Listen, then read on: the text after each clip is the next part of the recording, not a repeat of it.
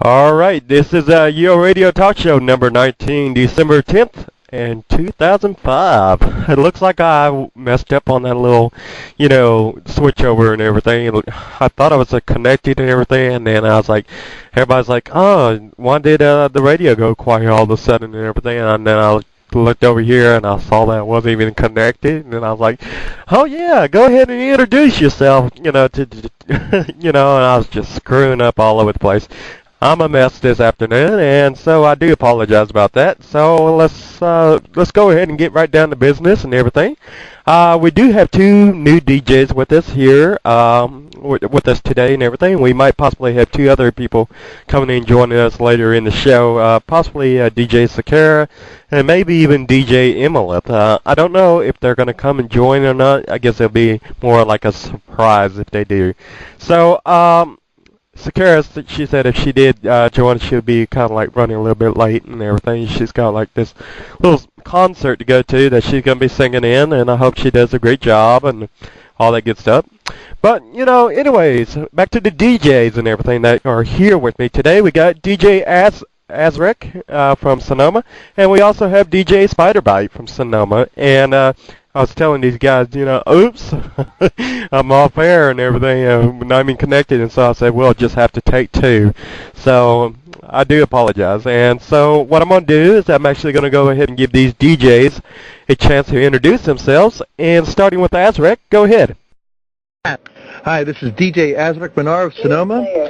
I'll be listening to that new player thing pop up occasionally until I shut it off in this. But I'm normally on Monday through Friday, 11 a.m. to 1 p.m. Eastern, so if you want, tune in. And, of course, jump in the IRC channel, shout out your requests, and I'll be sure to pick them up. Well, thank you.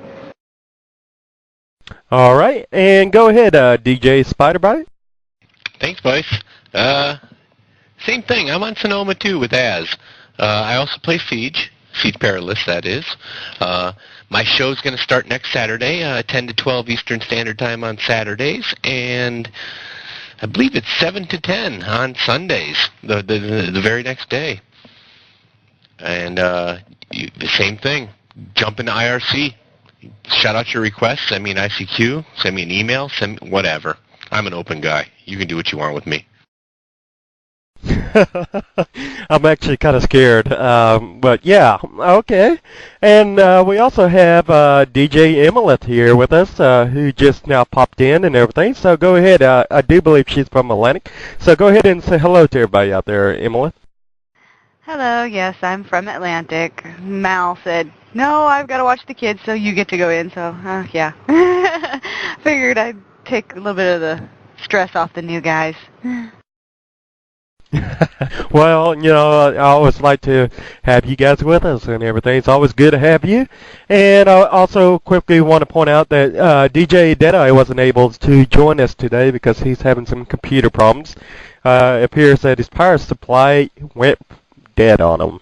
Oh, man.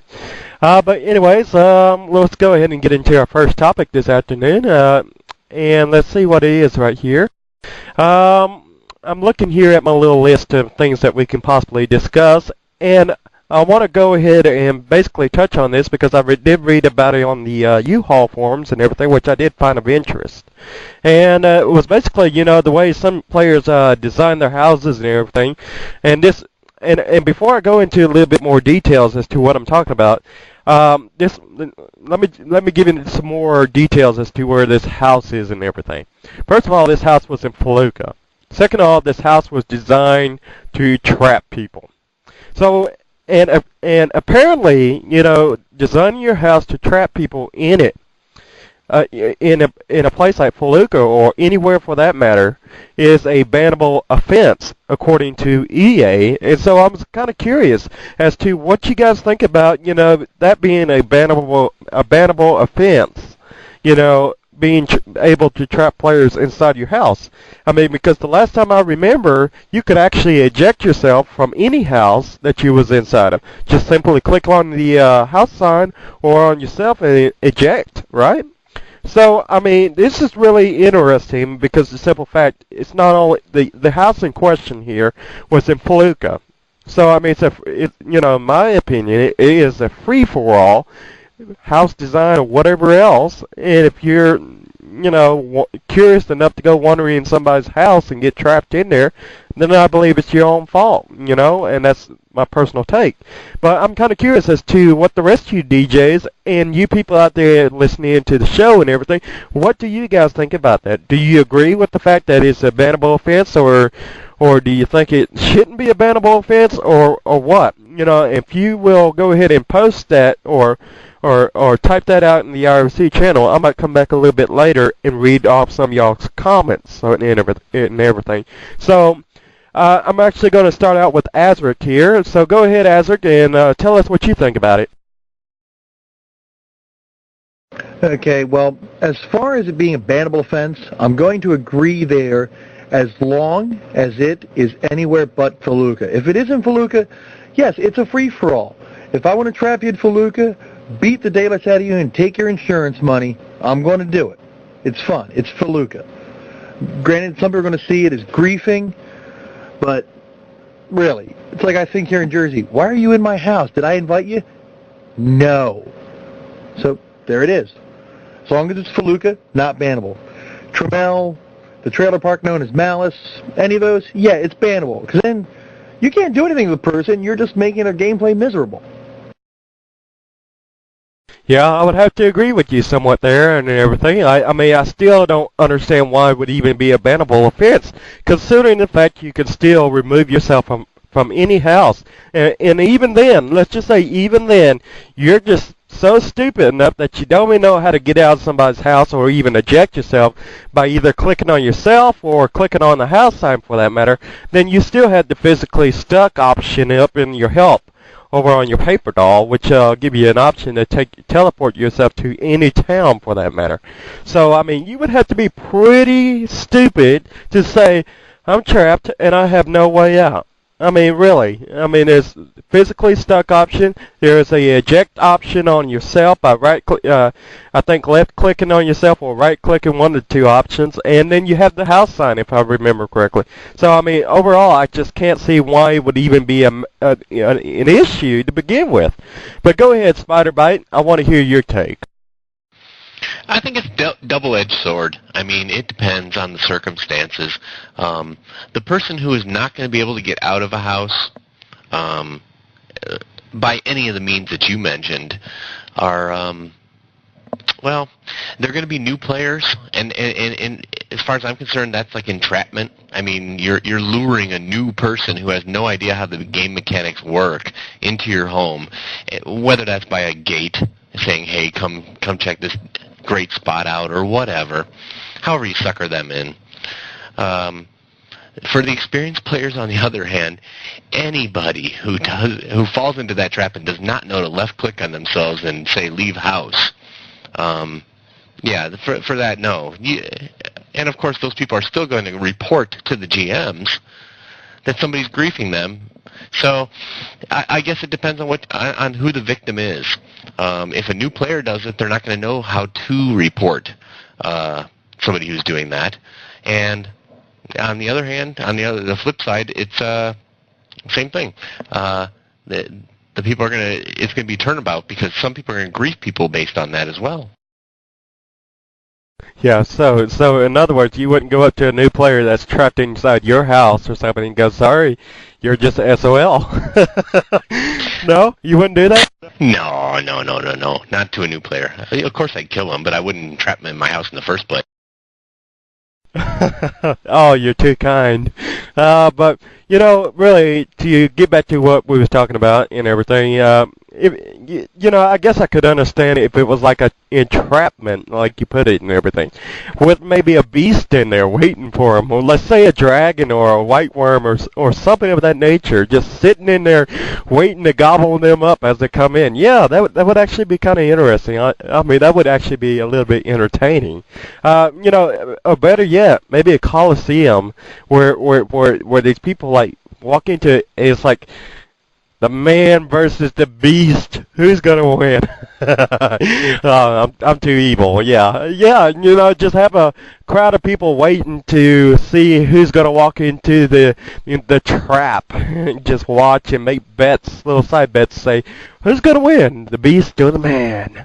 But anyways, go ahead, Emaleth. I have been so tempted to let a white worm or a dragon loose in my house so many times because my house is right outside the wind tunnels.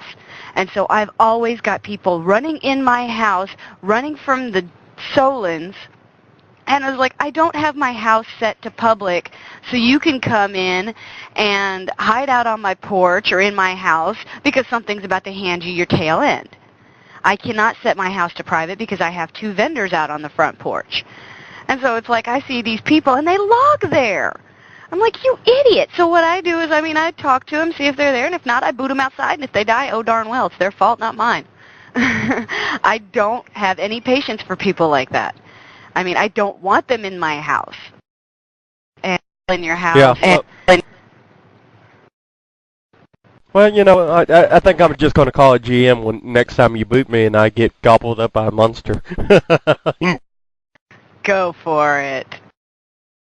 Yeah, I'm going to call that griefing. Maybe I can get your account banned that way.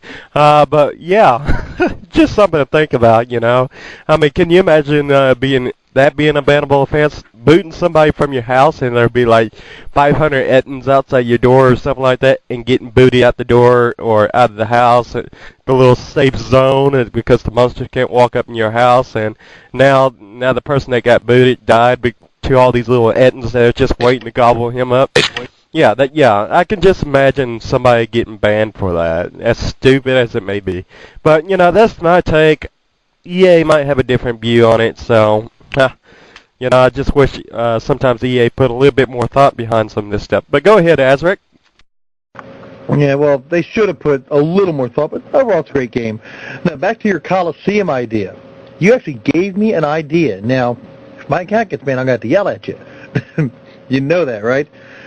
I have a house right outside the Solon Hole, up the road quite a ways, and it's an 18 by 18 right in fell. Couple oak, couple ash near it, and a couple other good trees if you know where to look. But now redesigning it into a Coliseum, thank you.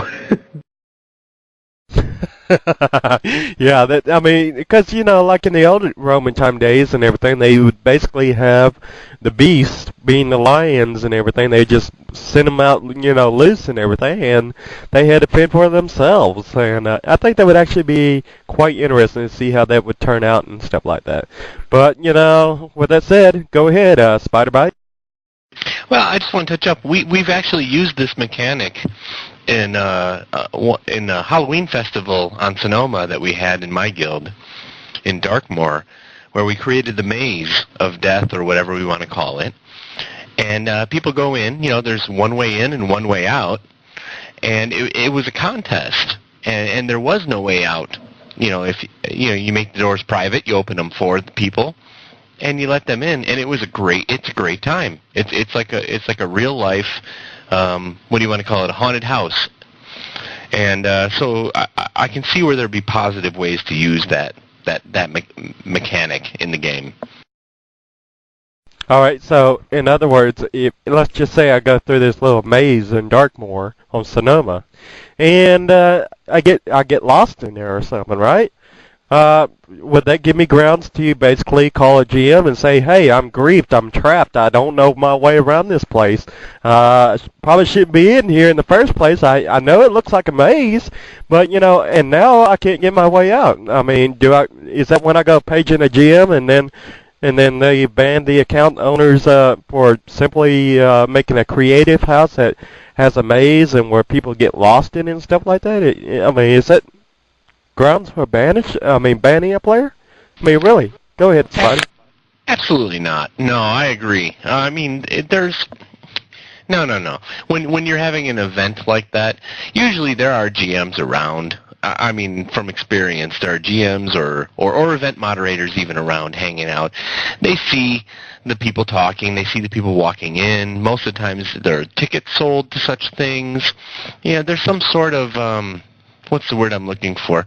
The acknowledgement that they want to participate in the event. Come here and grab your bag before you go inside of the haunted house, so to speak, or the maze of death, as we called it in Darkmoor.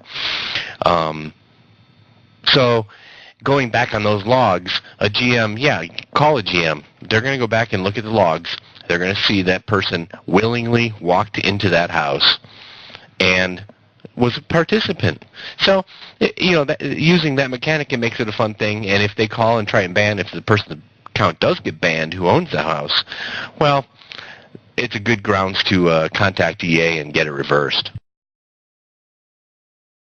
Yeah. Well, let's just say I wandered in there aimlessly and just figured out, come on, technicalities here. Come on, let's get somebody banned. I'm just joking. But yeah, go ahead, Emaleth. I really don't think if someone comes into your house and they get stuck in there of their own free will that the house owner should be banned. It's a stupid thing. But I mean, if it is entrapment, then boot their butts. But I mean, going back to that Coliseum idea, because I've been thinking on it. I really would love if there was some way we could make a house pet. And if somebody wasn't friended and they came wandering around in your house trying to snoop in your stuff, your house pet would eat them. I would love to see that. But I'm evil like that, so. So basically have a dog that, by the name of Fido or something, or Cheetos or something, like Cool Cat the Cheeto or whatever, and say, Fido, sick balls. Yeah. What is that what we do? Well, I was thinking more along the lines of like a Balron or a succubus named Tiny. Yeah, I guess a dog and a cat or something like that would be just too inferior to that of a human. So yeah, a Balron or something else much bigger, like a worm or yeah, you get where I'm going. Yeah, that would definitely have to be there to just pop out of nowhere. Maybe have them in biz, and once they step foot inside your house, they just gobble them up. Yeah. Yeah, I like that idea. Come on, EA, if you're listening, go along with that idea, please. Yeah. But anyways, any more comments or ideas or anything? Because if not, we're going to move along to our next topic here and everything. I'm actually having so much fun with this today. I don't know why, but yeah, it's quite interesting. Go ahead, Spyderbite.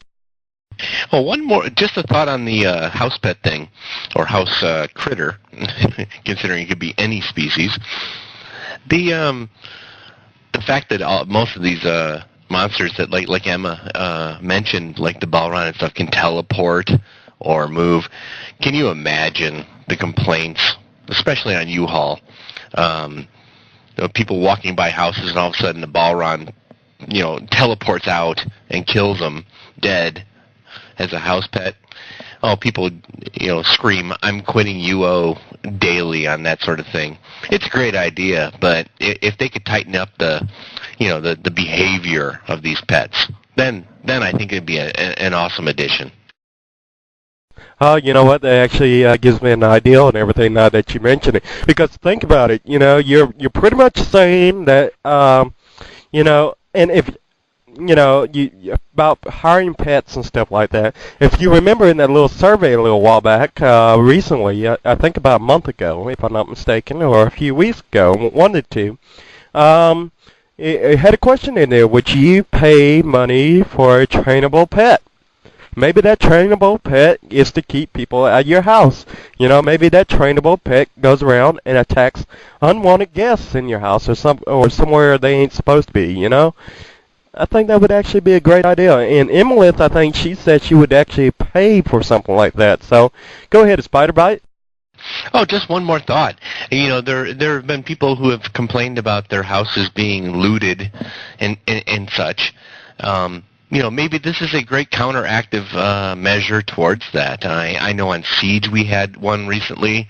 Being a smaller community, it gets around faster. On the bigger ones, people pull together to restock and stuff like that. But the fact that if somebody sees somebody in their house who they have trust with, if they can do an all attack on them as from a house pet without 100 training or whatever. Well, you know what? Now that I'm speaking that out loud, I'm starting to think of all the grief tactics absolutely possible, and I know that makes me completely evil. So I'm going to stop with that one. Oh, come on, evil's good. But, yeah, that does bring up an interesting point, because I'm wondering, because if you remember in the old days, if I remember correctly, whenever you got anywhere near somebody's money or a pack horse or something that had stuff in it, the pets would get agitated for some odd reason, and I'm wondering if that was because I was actually slipping my hand in, one of those chests, and when the person's back was turned, slipping in there, reaching for something, taking it out whenever he wasn't looking. Maybe that's why he was getting so agitated. What do you think? You think he was getting agitated because of that? I agree.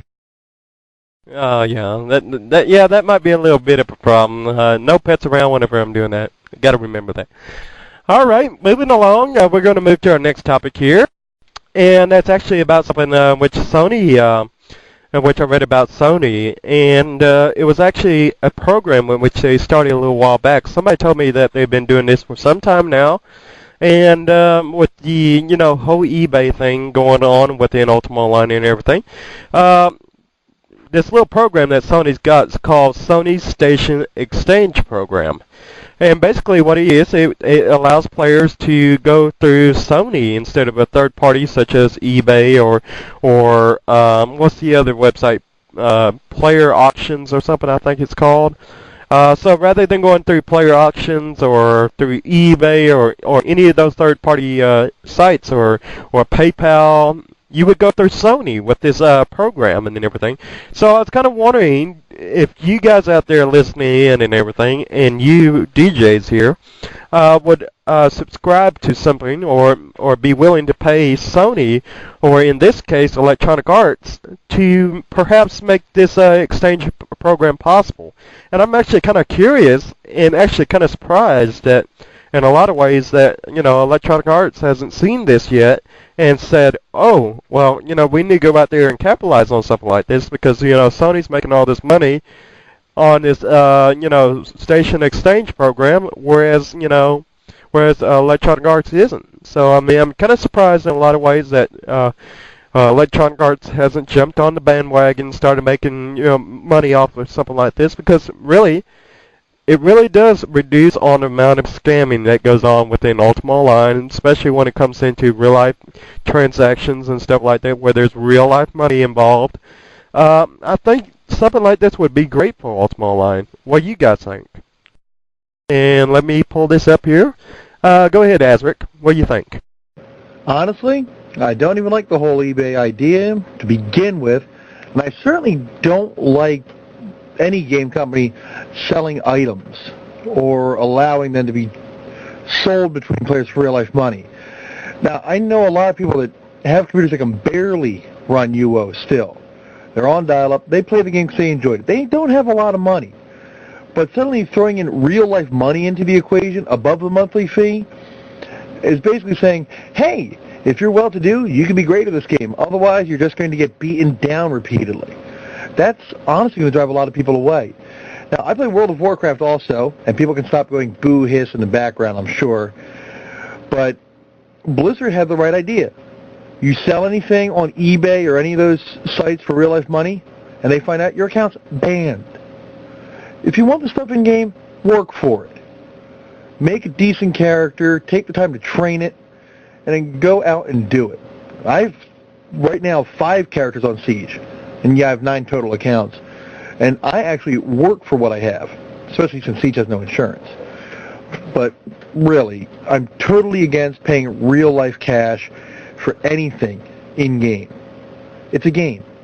Remember that one.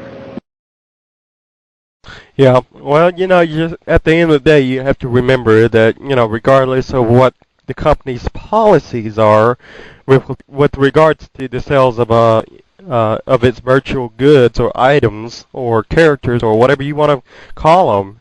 Regardless of what the company's policies are, there's always going to be somebody out there selling those goods on the black market, so to speak. And so, I mean, regardless of whether, Blizzard or Sony or God knows who else, it doesn't matter. It's still going to occur. The business and transaction is still going to be there. The demand for such items is always going to be there. So the question is, do we want to see Electronic Arts capitalize on something like this or not?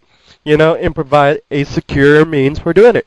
Or do we want to continue to encourage black marketing of these goods and services, by third parties where it can't be regulated and that the consumer, in this case the buyer, is at a mere risk, if they don't do business and pay this ridiculous price from the high-end brokers who can be trusted.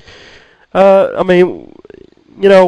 to say, So I'm kind of curious about what you guys think about that, because regardless of whether we approve of it or not, it's always going to be there. At the end of the day. So with that said, go ahead, Spyderbite. In my opinion, I'm all for the brokers. I'm watching in the IRC channel, and they're talking about what about the broker services. The brokers are great for the people like myself who, I can't get on for more than an hour or two at night, if at all, because we work a pretty hard job or come home and work at home or whatever. And if you're training, cartography or something like that, and you need 10,000 scrolls, I don't want to spend that 2 hours going out and getting the scrolls. I want to spend it training on my skill. On the side of whether EA can bank off of it, there's secure account transfer processes already available. I just don't think there aren't any changes that need to be made. When you're in game and you're taking a trade, use common sense. I've bought accounts off of eBay. I bought two of them, and luckily it was from somebody I knew. But I can see where it could become a scam or something like that, or where EA could make money off of it even. Brokering the accounts for people. A lot of the brokers are friends of mine in-game as well, and I don't want to see them put out of business. That's my opinion. Yeah, like a broker like me, hint, right? Exactly. Yeah. Okay, well, that's a very good point that you bring up and everything. There is secure account transfers and everything. But, unlike the Sony Exchange program and everything, which we're looking at here, there seems to be the addition or the additional option of just solely trading items. And that's what really appeals to me, and that's something I don't see Electronic Arts providing at this point in time, which I would perhaps like to see Electronic Arts provide at a later point in time, if they are not already working on something like this. That's just my take. It would actually generate more revenues for Electronic Arts. It also create more of a competitive market in favor of the consumer. Even though I'm a broker myself and everything, I can only say that this would probably be a good move. Now, how much of an impact on it would have on brokers, I'm not quite sure. I'm not really so certain. You would probably have everyone and their brother trying to be a broker then, unlike the way it is now, where you have just a select few people, that are really the high-end brokers or the most noticeable brokers and stuff like that. But go ahead, Emaleth, what are your thoughts? I think EA probably in the end will actually end up doing it because it's a good way to get them money. And also the big thing with eBay, it was like 2 years ago when before the extra stuff came in on bows and all that, I bought one thing off of eBay, and it was just because I could not find a Blood Ellie Slayer bow anywhere. And I had an archer, and I wasn't actually even planning on using the bow. I just wanted one. And I had like $3 in my PayPal account. That was right there. So I was like, heck, why not buy it? And I would only do something that low because $3, no big deal if I got scammed. And with eBay, there are so many people hacking eBay accounts, PayPal accounts, that you turn around, you pay $400 or $500 for all this stuff on eBay. Come to find out, you never get the stuff, and eBay and or PayPal tell you, guess what, you're out of luck. We don't cover virtual items. You're just SOL. And EA themselves wouldn't have a thing, I can't think of the word right now, but they wouldn't do that because that's every bit of it. It's all virtual items. That's their whole trade. That's what I was looking for. And so I actually think EA should get into it sooner rather than later because eBay will lose so much money, and maybe they'll actually get their heads out of their dust and start cracking down on these scammers a bit more.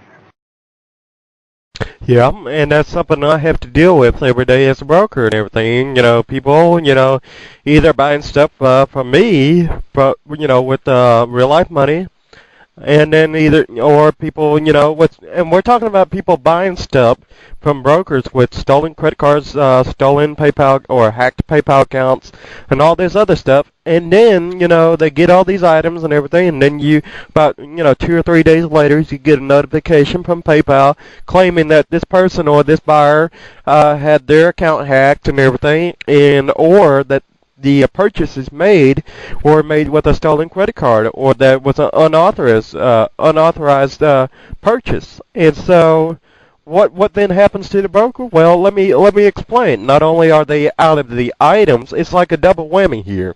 Not only are they out of the items, they're also out of the real life money, because PayPal then comes back and then takes the money back from the broker that sold the items. So now the broker's without the money and without the items as well. I mean, that's a double whammy. I mean, a lot of people say, well, the brokers make all this money and everything, and brokers just charge out the butt for all these items. Well, let me explain something. The brokers charge what they do because they have to deal with all these scams. Now, if there wasn't all these scammers and everything, that was hitting these brokers up every time they made a buck or two, well, then, you wouldn't have the pain out the butt, just do business with a real reputable broker that you can trust and be assured that you're going to get your goods. I mean, that's the problem with being a broker and everything. And I'll tell you a personal story of mine. I've actually sold back when the gold was going for about $35 a million. And I had like 100 million gold, and I had 3 different people come up to me on one day. And they came from different ICQ numbers and everything. And so I sold 100 million gold in that one day. And being it worth $35, I think 35 times 100 is $3,500 or something like that. Correct me if I'm wrong, but the problem with that is that, as soon as I turned over the gold and everything, about 2 or 3 days later, I got notifications from PayPal saying, all 3 purchases were made with unauthorized accounts or purchases or credit cards or whatever. Whatever you want to, put blank here, and that was the reason, and I ended up owing PayPal $3,500 plus I lost the gold. And this is why, the players or the casual player has to pay a much higher rate in general, and it's not that we're out to rip anybody off or make a gazillion bucks, because we don't. And I think a lot of people misunderstand that. Anytime, just like in real life, what you pay at the grocery store and everything is determined on how much theft there is within the company and all that.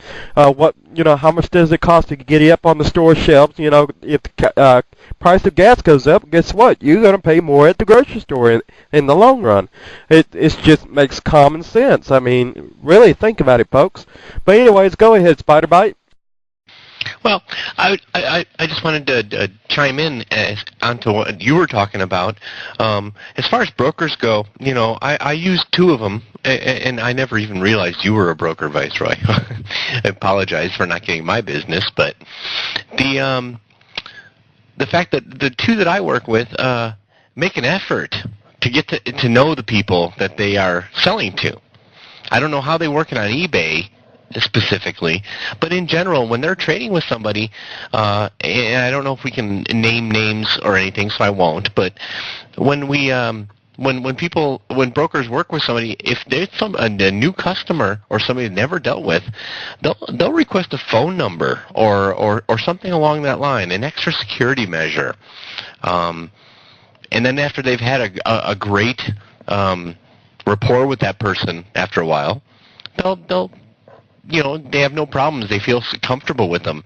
If they get ripped off, they know not to deal with them again on another transaction. I think that's the way the brokers should work. I mean, that's the way it works in real life. Well, that's a very good point and everything. And let me tell you another story. I've actually done that very exact thing where I've had them call me or me call them up. And what it'd be is that I get a hold of a cell phone number, right? You get a cell phone number, you call these people up. They're like, oh, yeah, this is a legitimate deal and everything. Well, guess what? You're still getting screwed as a broker because, even though you talk to these people and everything, what would happen is this person would have two different cell phones. For example, one was in Washington State and one was in New York. That's what I found out in the long run after the whole story was done and over with. And that's when I really realized that I was screwed. I mean, before even I got notified by PayPal. And, so that's, just because you call up a person and talk to them and, pet them on the head and, everything's cool and they seem like a great guy and everything. Trust me, there's people out there that will still stab you in the back even though you've already talked to them on the phone. So, I mean, for this whole phone idea of calling up someone and speaking to them and them promising you the world and everything, that doesn't make it a secure transaction. So, I mean, yeah, that is one preventative measure, but, there's some people out there that seem to lie to your face.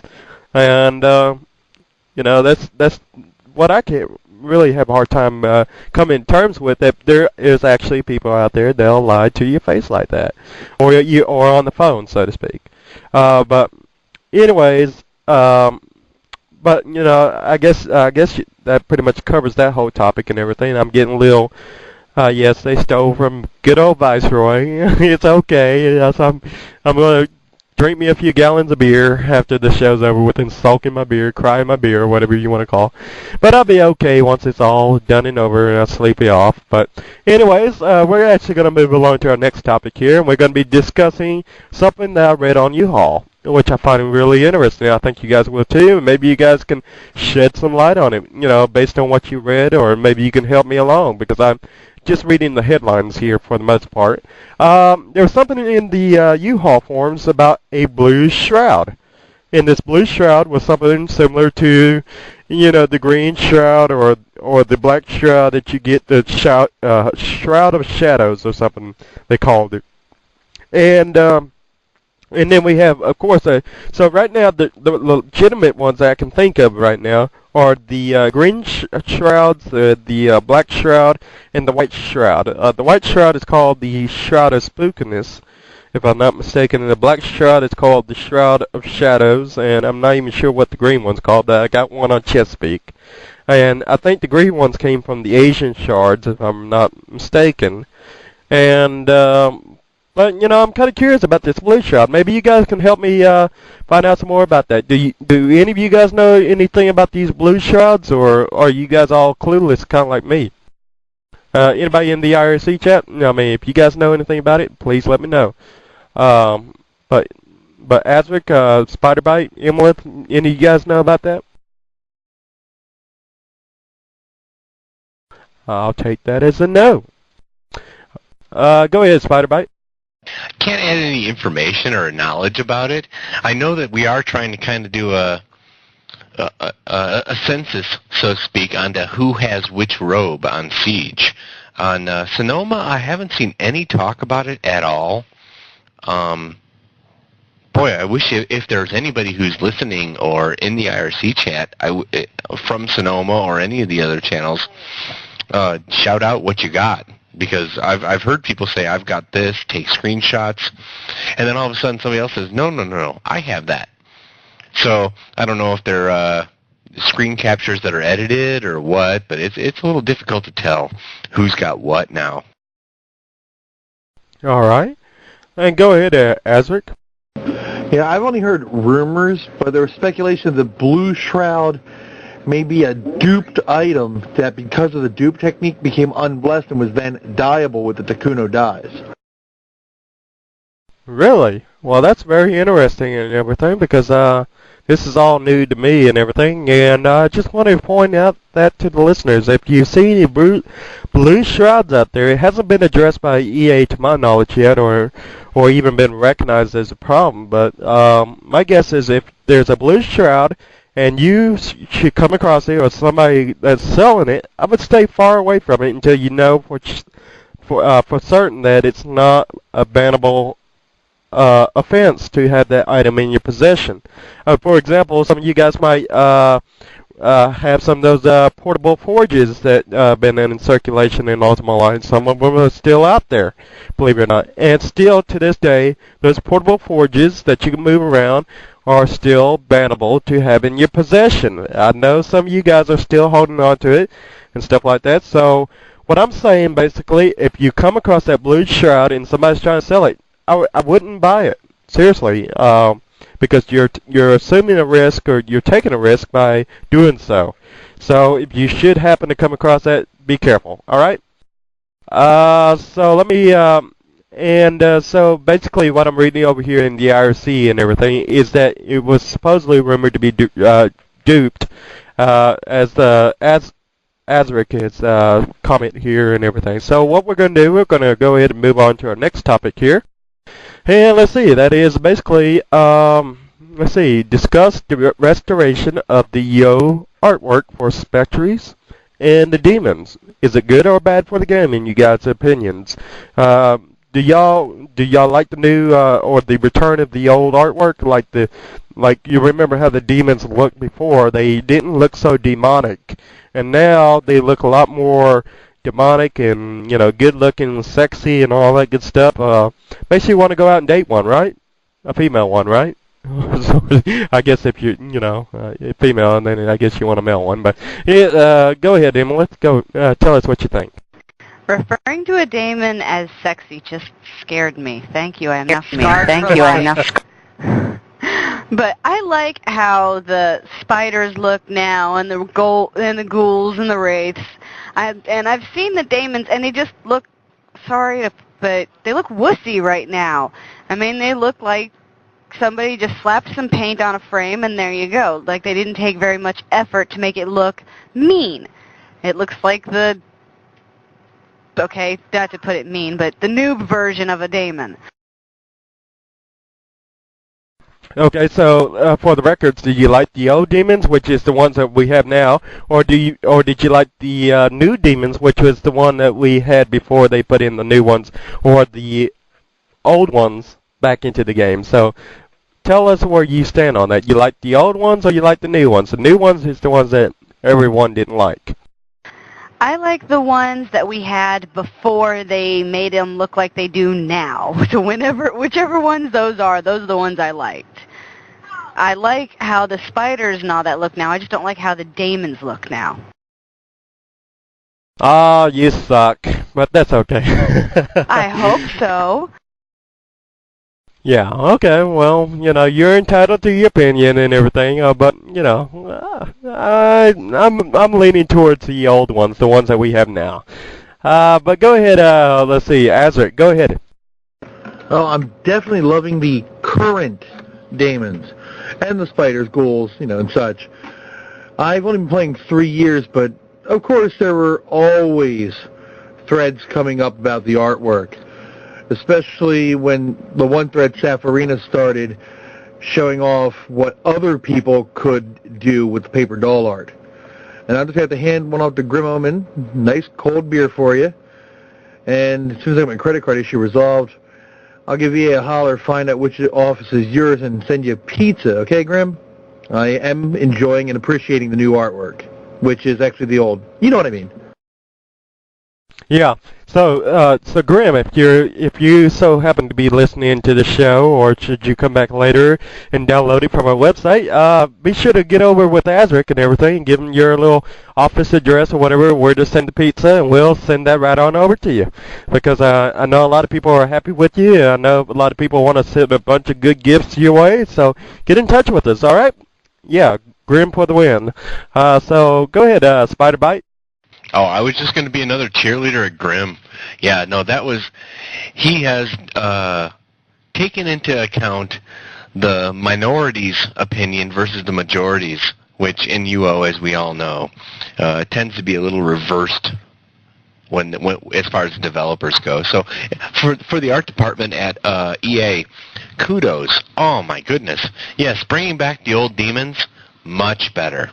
Yes, the new ones, or like what I like to call them, is the Todd McFarlane demons, were, no, I mean, they were impressive, but gaudy, laggy. I mean, you get 20 of those in a room, and you're not going to kill anything. You're going to be stopping still. There's just no point to it. But yes, Grim, great job. Go back to the history. I know Az said he was here in game for 3 years. I've been in for 8. I like to see the old stuff come back and just touched up and looking good. So, good job. Okay, and when you say the old stuff, are you also looking forward to the pre-UR shard? No. No. I like it. I like the idea, and I'd probably create a character, but no, there, like many people say, there are some good qualities and bad qualities to the idea of a pre-AOS shard or pre-16 shard or whatever you want to call it. But there are also great stuff in the game right now that I don't want to get rid of. Come on, you know you want to get back over there and get PK'd left and right. Come on, I'll be the first one to PK you if that makes you feel any better. Or vice versa. All right, so let's go ahead and turn it over to AzRek. Go ahead, AzRek. Now, Grim, once again, if you are listening or if you download later, unicorns, come on, fix them. And could you mute the Fire Steed color a bit? I like Fire Steeds. I have a legendary tamer. Don't get me wrong, but, oh, please, I have to wear sunglasses. Yeah, tell me about it. I don't like a lot of neon stuff, but hey, I don't think we're going to see a reversal of that, unfortunately. However, I do agree. Maybe the unicorns could be improved on or something like that of that nature. But yeah, somebody's asking here over here in the IRC chat, when was the spiders changed back to the old art? And to answer your question, Creed, basically I think this is the answer. So don't quote me for it and say, oh well, this is the answer, because I could be wrong. I'm not EA, but this is what I think the answer is. Basically, with the last patch, if you remember and everything recently, I think it was last week that we got the patch. Basically, you know, with that patch, we basically had the restoration of the old demons, the old spiders, the old spectre, the old, let's see, spider, spectre, and demon. I don't know if those are the only 3. That's the only 3 I can think of off the top of my head. So the restoration of those artworks were put in and everything, and the ghouls. So yeah, thank you, Emaleth, for filling me in on that. But go ahead, Emaleth. What are your thoughts or whatever we're talking about? Hell, I forgot what we're talking about. That's the story of my life. I need to like smack Az because he stole like half of my rant right there on unicorns. When I started playing before, well, it was right after LBR hit. And I worked my tamer up. I worked my butt off just so my character could ride a uni. And they looked so cool. I mean, they were like that beautiful ice white. They looked like a horse. They looked like a white version of a fire steed that now. I mean, yeah, there was no horn, but what are you gonna do? I loved that. And then we get LBR, or it was either LBR or AOS, And I log in my character on the unicorn, and I'm going, what the heck did they do? It looks so bad. I mean, Kieran's, like a friend of mine, he had a Kieran and named it Deranged Poodle because that's what it looked like. The other ones, they're actually halfway smooth. The graphics of them aren't all choppy, and, I mean, it looks a lot more detailed. A unicorn, it looks like they had a 5-year-old draw it. And it's all just yucky. And you really want to talk about fire steeds? On Atlantic, we've got at least 5 or 6 people running around on fire steeds in full neon orange clothing. And it's like, okay, where's my sunglasses? Because tone that stuff down. Yeah. Well, you know, the thing about it is, if you ever look into 3D and everything, the fire steed, or whatever you want to call it. Basically, if you look at them in the 3D client, that is, they actually like leave a little flame trail behind them, which I think is really cool. But yeah, in the 2D version, it's actually like blinding. It just makes you want to close your eyes. I'm blind. But yeah, I don't know quite what you guys are talking about whenever you guys talk about the unicorns, because I don't go riding around on a stupid unicorn. But yeah. But go ahead, AzRek. Yeah, I play 3D a lot, so I can agree. The fire seeds do leave a cool little fire trail, unless that was their lunch they had, which is just disgusting at that point because it's burning. But in regards to the whole Blaze Tamer thing, yeah, I have a legendary Tamer, but I'm not going to wear Blaze all the time. I have some nice dark reds, and of course I have a great supply of Evil Mage Black cloth, because I'm trying to get his karma dropped down so he can be the Dreadlord Mr. Shaggy of Paz. Yes, People's Army Sonoma. Anybody want to flame that one? Go ahead, IRC's open. But, no, seriously, the Blaze thing has got to go. Age of Shadows is when I came in, but it still ruined it. There's some things I can't even stand to look at. I mean, I don't know. They hired a colorblind art team for the time. It's the only thing I can think of. Yeah. Well, you know, unlike you guys who want to ride unicorns and fire steeds, which I don't so much have a fondness for. I just want to slap those creatures around for the most part. But yeah, you know, I gotta have me a nightmare. You know, something evilish. Yeah. That's more like me. But go ahead, Emaleth. Right now, my characters that have unis, they're all in the stables because even the ET unis drive me absolutely buggy. So my tamer that I actually play, she's riding around on a Kusid. Because those, I mean, yeah, you can tell they're a 3D graphic, but they actually look decent. And like you were saying, in 3D with the fire seeds, in Nightmares do have the red eyes, but another thing with the flaming of the fire steeds in 3D, their feet are also on fire. So you stand there, you stand still, and you can watch like the little flames on their hooves, and that's pretty cool, but there's so much wrong with 3D, I just stay out of it. I just want my unis back and wait until I like set mine loose on you. Come on over to Atlantic. Mine needs a snack. It eats meat, so yeah. Yeah, well, you know, that brings up a very good point and everything, watching your feet burn and everything. I think that's what they call athlete's foot, you know, for those fire steeds. So I think you need to get down with a can of athlete's foot spray or something. I think that would take away the burning, you know, the burning sensation down there. You think that'll work? But anyways, moving along. Yes, I'm so evil.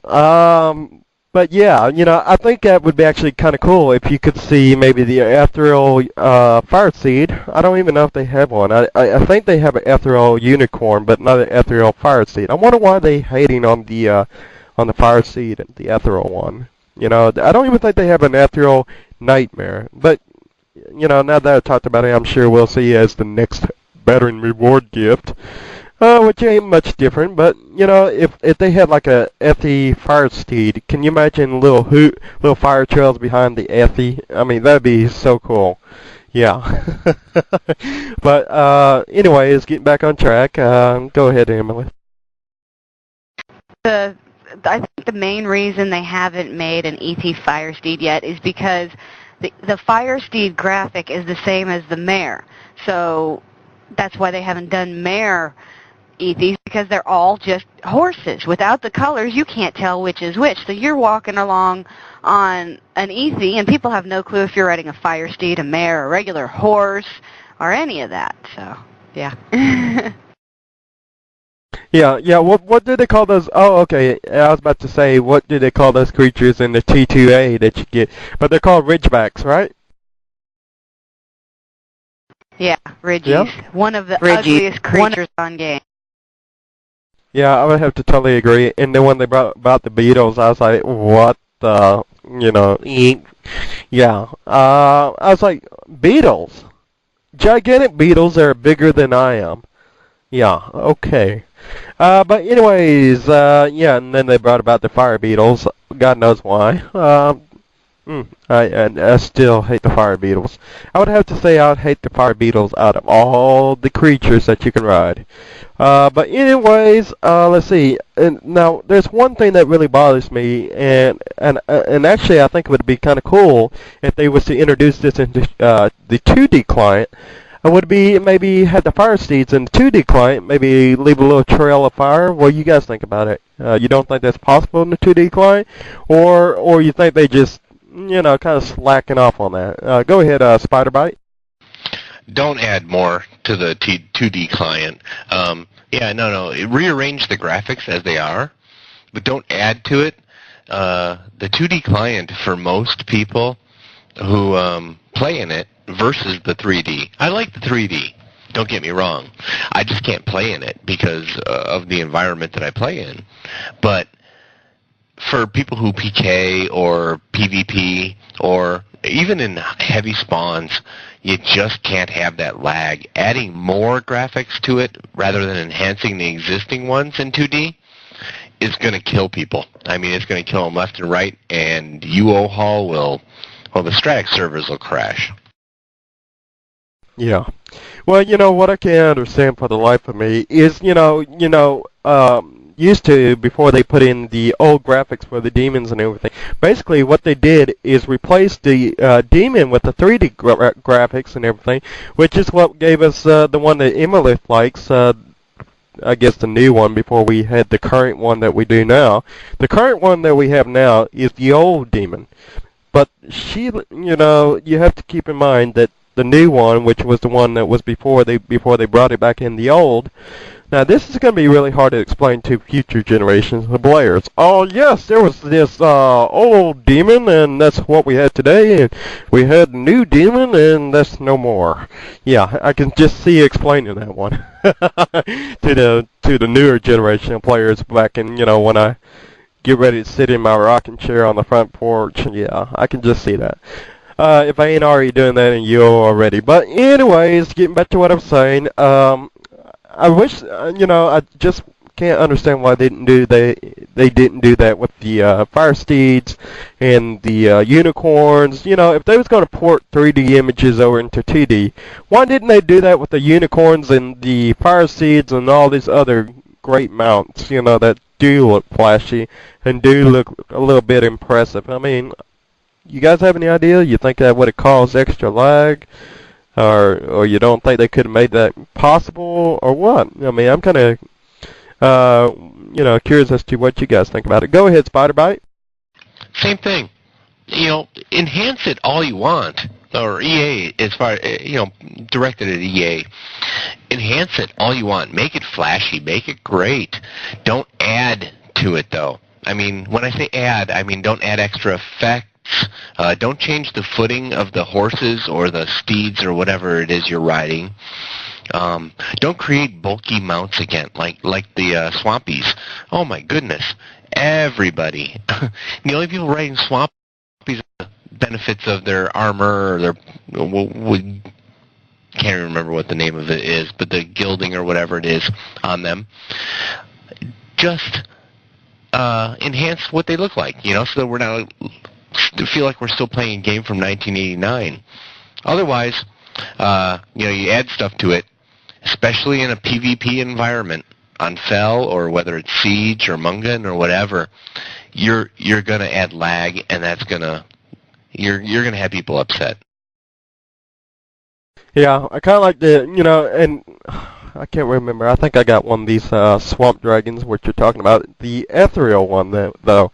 I love riding on that thing because it's like a big old tank. You go riding around in that thing, and it's just like this big, huge, well, I better not say that word, but it's this big, huge creature that you run on, and it's just like, get out of my way, world, and you just run right through a crowd. And it's kind of like driving a Hummer with a bunch of compact mini cars around you, so to speak. Yeah. Go ahead, Emaleth. Okay, first off, I hate swampies. First, I hate taming them, and then I hate riding them. Because, I mean, they are so huge. You're sitting there, and, like, you get off your pet, and, like, when you're somewhere where everybody hops off their pets and puts them somewhere, that thing takes up so much room.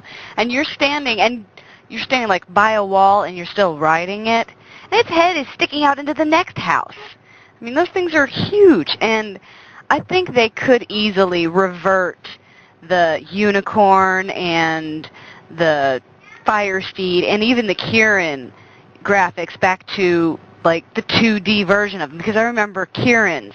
I thought they were so cool. I thought about making a male character just to have Kieran's because they were that pretty rust-colored, regular-looking horse. And then I get into 3D and see what they really look like. I'm like, forget that idea.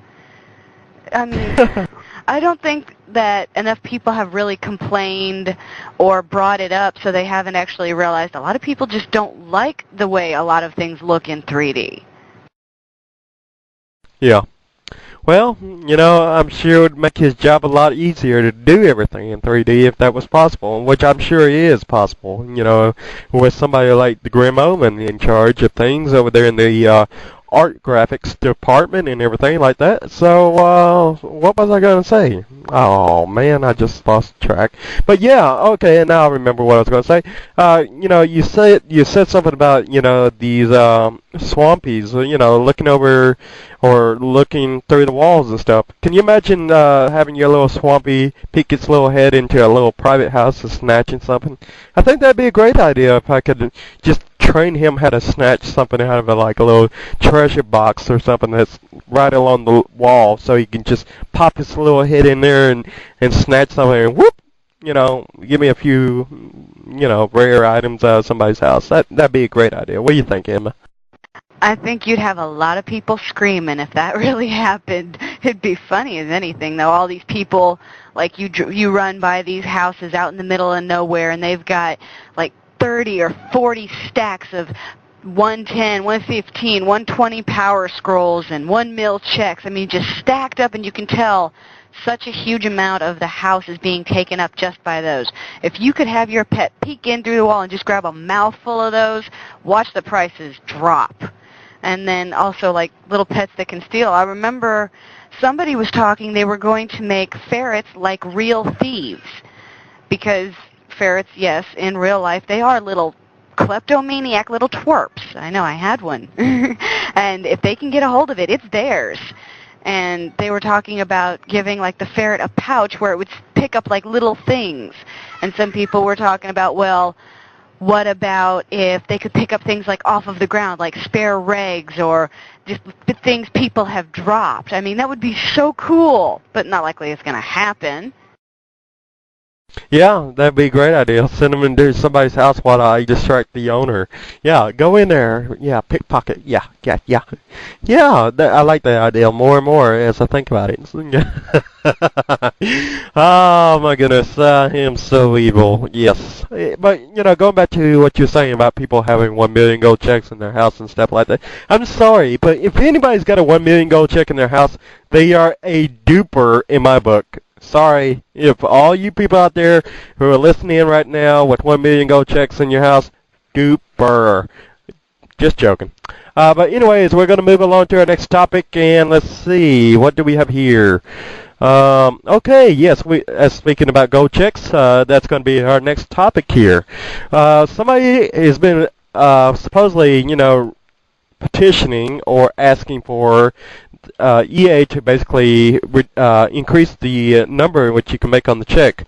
You know, right now we can currently make checks up to 1 million gold, but somebody is asking for 10 million gold checks, or the ability to make 10 million gold checks, and I'm kind of wondering whether or not you guys think that would be a good idea or not. And if so, if you think it's a good idea, why? If not, tell me why. You know, why? Okay? And something else I would like to point out is, why can't we have it to where the gold piles, whenever you cash a check or something like that, why can't we not have the gold piles not count towards the bank limit? Because right now you can only have 125 stacks of anything, or 125 items of anything in your bank. So it kind of makes it kind of hard when you got a bunch of items in your bank and you want to cash out this check and it counts toward your bank capacity limit and stuff like that. I mean, quite frankly, I don't even think that should count to your bank box limit. I mean, you ought to put 125 items in there, and then still on top of that, be able to take a check and, cash that in there, and it not, reach the limit or give you a partial check or anything like that. So, and in addition to that, I think, on a shard like Test Center or something like that, they ought to make it to where there's no limit on the bank boxes. Because have you guys ever gone on Test Center and played on Test Center, and they give you all these items and everything to test out and stuff like that, yet they still impose the 125 limit on your bank box? It is such a drag, and it hinders the ability to test all those things because of the bank box limit on test shards. Quite frankly, EA, if you're out there listening, remove that restriction so we can test more items out. I mean, it's such a pain. I mean, if you look around the banks and everything, people are throwing this stuff on the ground. But go ahead, AzRek, tell us what your thoughts are on the 10 million gold and the bank limit and all that good stuff. Okay, quick one. I'm for it. I mean, I have seen people who have done Doom back before the Dark Father would spit out blood oaths like a kid would spit out watermelon seeds at a party. They farm them, they sell them, and they have so much money that it's not even a joke anymore. Just as recently as a month and a half, 2 months ago, I had 80 mil in the bank. That's because a friend of mine gave me his 80-month-old account, and he had sold off like 17 soul stones at 6 mil apiece. Now, gold, honestly, shouldn't count towards the bank limit at all. Gold piles, that's another problem I have. They're capped at 60,000 each pile. Get rid of the cap. Make it some, large floating number, please. Like a 32-bit floating, if anybody understands programming. It shouldn't be that hard. The only problem is converting the database over to accept the new value, which could take a couple days, as big as it is.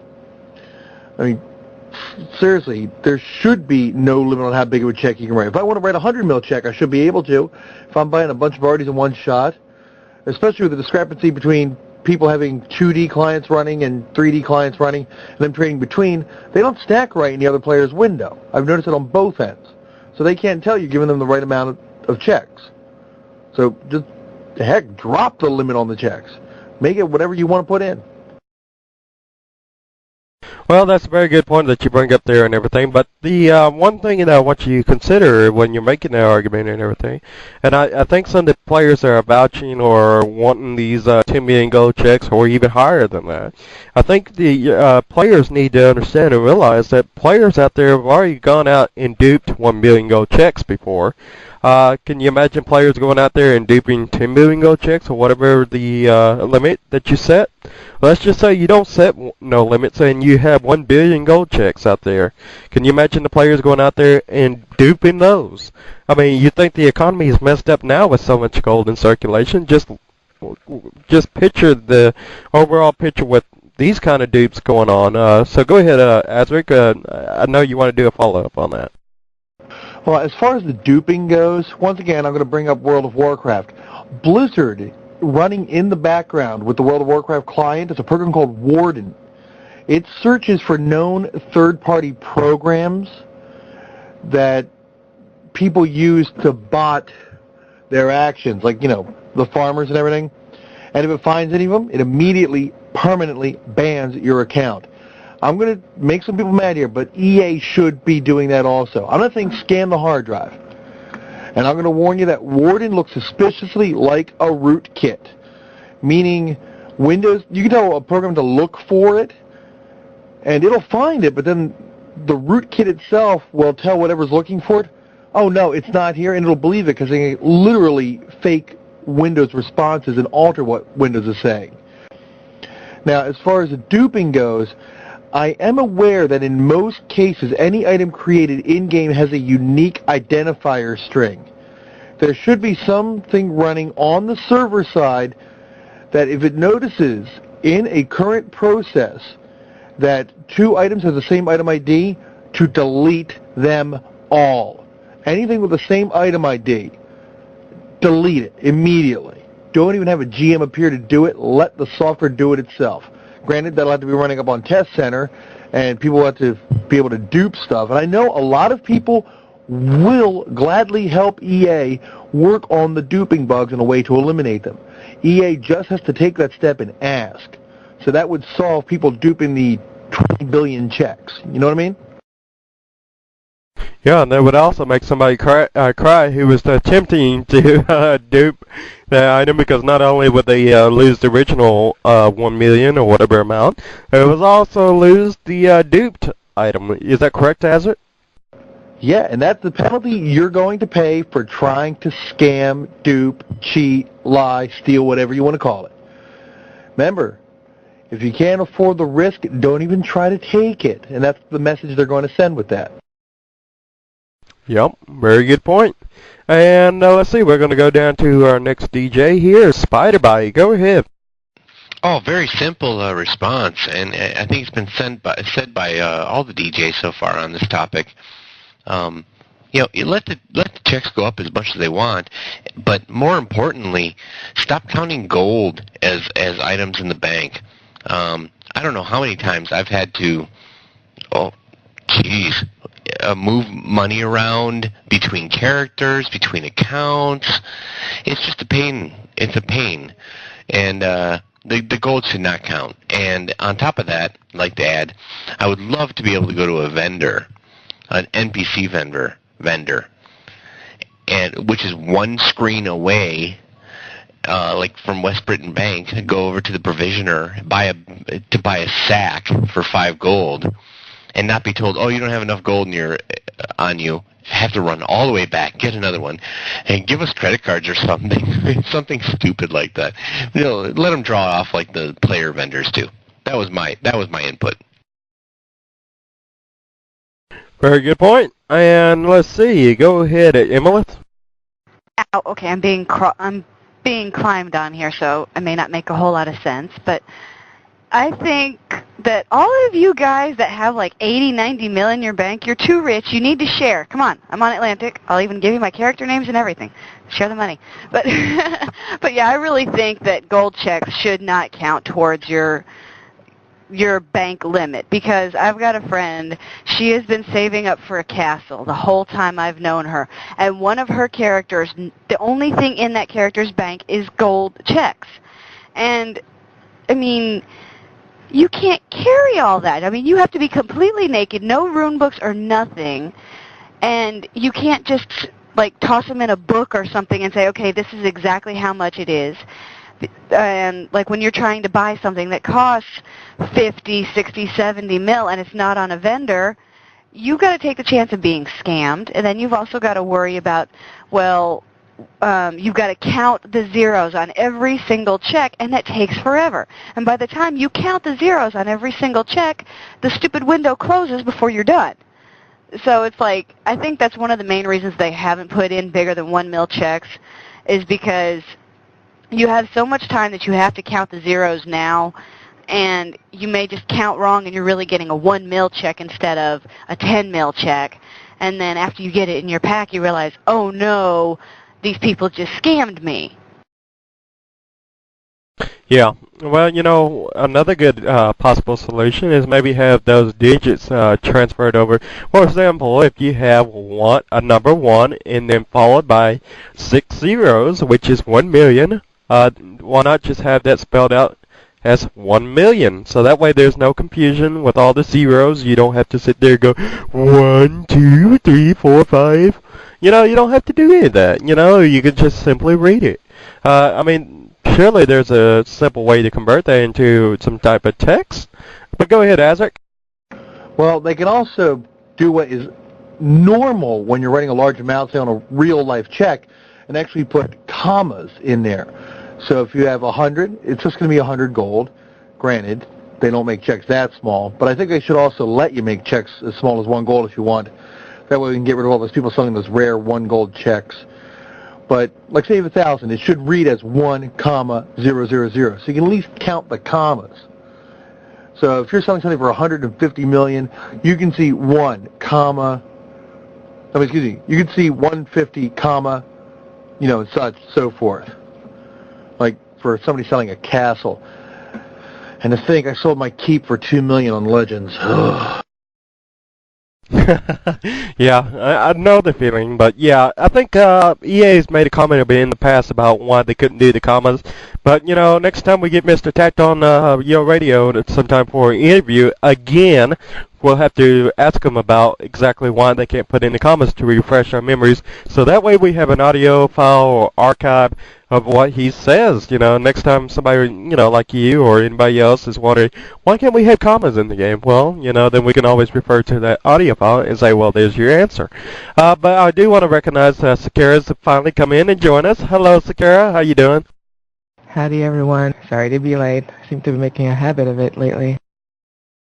Yeah, well, you know, it's always great to have you, and you know, late or not, it's always good, you know, that you came and joined us, and we're actually in a great conversation. And I don't know if you caught, I guess you caught the tail end of it, but we've been pretty much talking about, you know, this, you know, request here on U-Haul about people requesting, you know, 10 million gold checks or the ability to make 10 million gold checks. What are your thoughts on it, Sakara? Any idea? Well, for sure, with the amount of money that's being used these days in game, with increasingly items that are going for over 40 mil, it's a pain to be making like a gazillion checks. Sometimes some items, I'm trying to remember which one it was that was selling for like, I think it was like for 125 mil. I think it was one of the large Guardian statues. And you're like, okay, this person has to be completely naked to be able to do that trade. You know, it's kind of stuff that you're like, do I really want to start counting 125 1 mil checks? Definitely not. And it's so easy to have, you know, 100K check in there, and it's not necessarily the person, the buyer that's trying to scam. It's just, you know, you can only make so many checks without screwing up at some point. So for sure, it would be nice to have like checks in 5 mil denominations or 10 mil or even 25 mil to a certain extent. But the problem is, as long as it cannot put the commas in there, I think it's going to be even worse. It's already hard to see the difference between a 100K check and a 1 mil check. Imagine when you have 10 mil. So I don't know. To me, as long as they cannot put the commas in there, I wouldn't do it. I would do it for a different number, such as 5 mil. Even then, nah, same thing. I wouldn't do it. It's still the same problem. Without the commas, it's just too easy to for it to become really confusing. I'm trying to remember what the reason was for them not to be able to put the commas in there, because that's a request that has been going around for a long time now. Yep. Well, you know, hopefully here, you know, in the future, whenever we have Mr. Tech over here again for an interview with us, which, by the way, if you guys want to ever check out the one we had with him on September the 4th of 2005, you can find it in our download section, which you can download. Very interesting interview. That was prior, actually, I'm not sure if that was before or after the release. I think it was after the release of Yo Medane's Legacy, so If you haven't already heard that interview with him, be sure to check it out. He's quite a character. Great guy, in my opinion. It was a fun time interviewing that guy. And as a matter of fact, I do hope that we can maybe get a hold of somebody with EA for an interview for the month of December. So that's a possibility. I'm still waiting for word back from EA on that. So hopefully we'll hear back from them on that as to who we're going to be interviewing, if anybody at all. So with that said, we're actually going to move over to our next discussion, and I actually want to make make you guys aware of something. As you guys probably know, that the character transfers is unavailable until further notice due to some issues with it. Well, I guess they found out something wrong with it, and so right now it's unavailable until further notice. AzRek, do you have something that you want to say about it? Yeah, they've already found another dupe exploit in it, and hopefully they did and they're fixing it. Okay, well, that'd be great. And it seems that Emaleth is going to have to go ahead and skip out on us. So with Emaleth, go ahead and say hello, goodbye to all the listeners out there. Okay, yeah, I'll be back on in just a bit because I've got my 3-hour show after this, but Littlest is running a fever again, and I need to take care of her, and she's not letting me do much else, so have fun. I'll still be listening, and I'm sure I'll find a way to rant in the IRC, so have fun, guys. All right, keep up the spirit and hang in there. And so with that said, we're going to move on to our next topic. And this is something that was of great interest to me and everything. As you probably guys know, last Sunday there was a protest march on Pacific, and I don't know if you guys knew about it or not, but there was a protest march, as I was saying, near the city of Luna. And the reason for the march was something about the animal form. They was actually protesting the animal form in which a ninja can, I guess assume. And what it was is that, they were protesting the animal form ninja archers that have cropped up in recent months with the inception of this error known as Yomadene's Legacy. So I guess there's a lot of people out there that are really upset about it that banded together for this march on Pacific on last Sunday. Because they're upset about, people be able to transform into like an animal and be this ninja archer. As you probably know, there's already enough problems with the archers out there. And, making these people look unsuspecting, blend in with all these other creatures, it kind of makes them kind of hard to spot or even aware that they're even a threat in the first place. So go ahead, Spyderbite. What are your thoughts on it? Well, as far as my Siege character goes, very rarely am I ever out of wolf form on that character, and I'm not an archer, but yes, I can see where their point is as to hard to target, because unless they have a third-party program running, which may or may not be acceptable by EA standards, it's tough to target us because we're fast, and every time we go to wolf form, we gain 20 hit points as a ninja, and come out, and we're 20 points up again. So I can see where their argument is at. At the same time, for those who are not archers, it's another nerf. That's all it is. I mean, they're screaming for something, but they're not getting the statistics together to do the right thing. That's all. As a ninja, I see my skill, and I jokingly posted a news thing on Emma's forum about it. Put it together with the herding forum, or the herding skill. Why not? Put both useless skills together. Right now, the ninjas can barely do anything.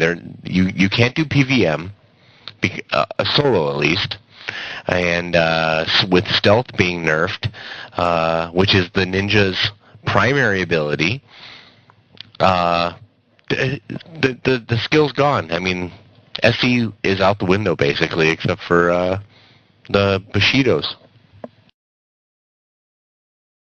All right. Well, do you think they need to be nerfed, or do you think they are fine the way they are? I mean, you being a ninja and all. I think they're fine the way they are. I think they need to concentrate on archery. All right.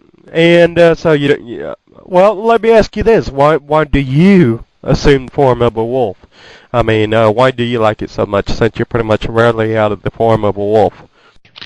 Well, because on my particular character, I don't have an Ethie on him.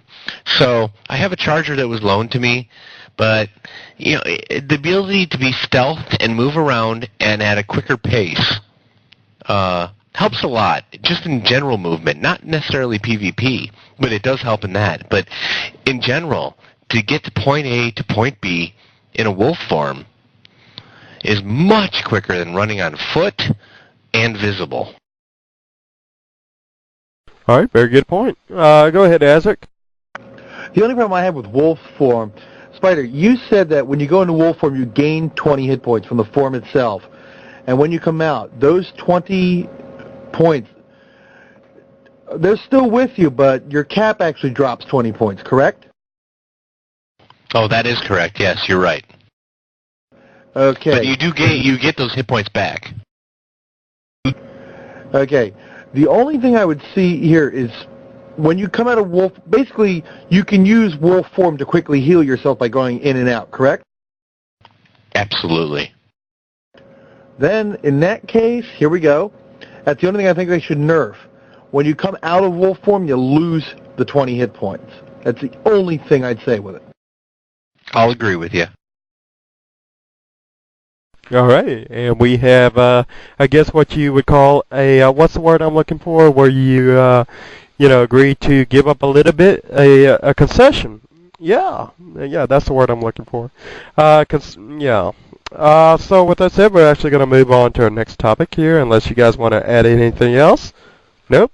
Okay, everybody's real quiet here, so we're going to move on to our next topic here, which seems to be a very hot topic up on the U-Haul forums, and it's basically people are debating on whether or not the new tokens in which you're planning on introducing, which is the name change tokens and the sex change tokens, or known as gender tokens, they're thinking about, and if you guys are unaware, they're thinking about introducing these tokens in which you can either change your name, the character name, or be able to change your gender of your character.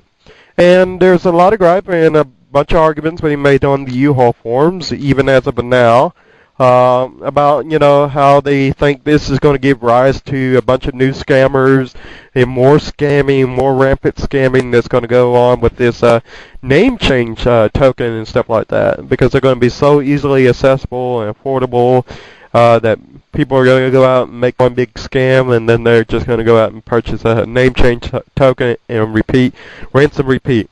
So I'm kind of curious as to what you guys think. You think this is going to be something that's going to be turning, the way we play the game and do business in Cesaria? Is it going to lead to more scammers or what?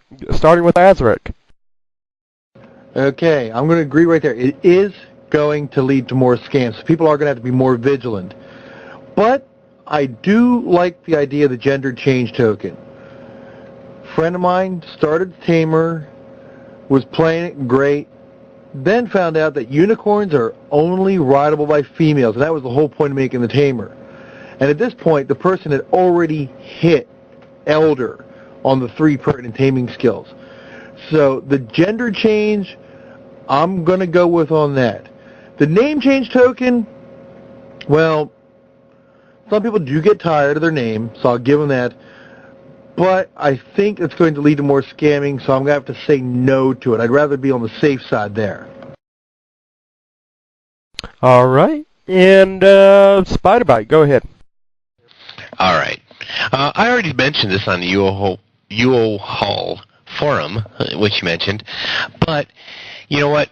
There's nothing going to change about the name change process. I am in the process of trying to get one character I just purchased recently, as a matter of fact, a name change on it.